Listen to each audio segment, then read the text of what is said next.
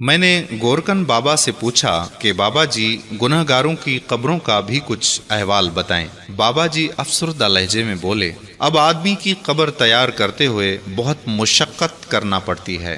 कब्र की मिट्टी सख्त होती है तो कहीं पत्थर कब्र की तैयारी में रुकावट बन जाते हैं।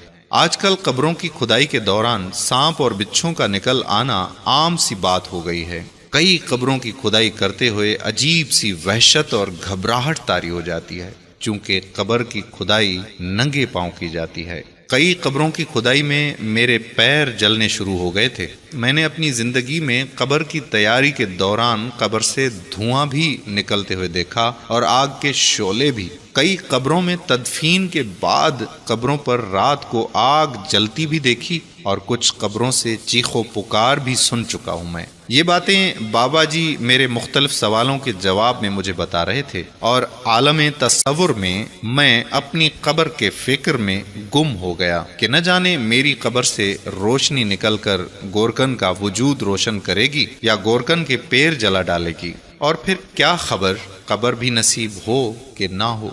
ये मेरी और आपकी फ़ानी ज़िंदगी की हकीकतें हैं जो मैं आपकी खिदमत में अर्ज़ कर रहा हूँ।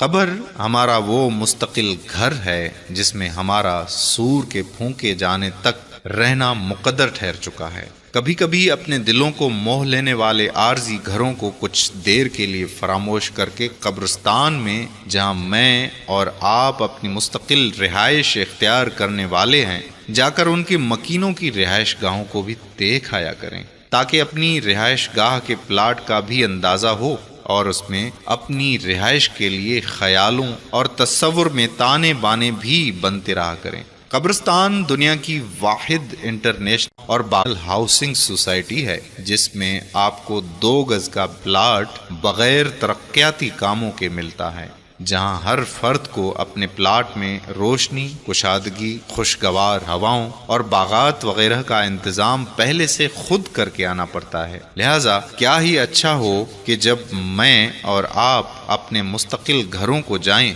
तो सारे इंतजामात पहले से मुकम्मिल हों और कमी हो तो सिर्फ मेरी और आपकी आमद की।